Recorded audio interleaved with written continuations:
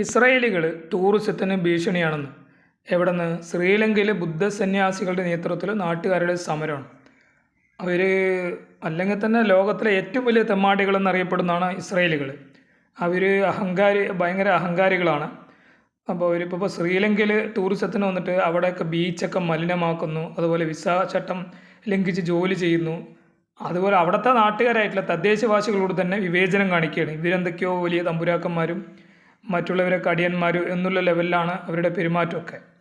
വംശഹത്യ ചെയ്തുകൊണ്ട് ഇസ്രായേലികൾ ലോകത്തുള്ള മുഴുവൻ ജനങ്ങളുടെയും എതിർപ്പ് ഇപ്പോൾ വാങ്ങിച്ചുകൊണ്ടിരിക്കുകയാണ്. അമ്മാതിരി ക്രൂരതയാണ് ഫലസ്തീനിൽ അവർ ചെയ്തുകൊണ്ടിരിക്കുന്നത്. അത്തരത്തിലുള്ള ആളുകൾ അവർ ലോകത്തിൻ്റെ നാനാഭാഗത്തും ടൂറിസത്തിന് പോകുന്നുണ്ട്.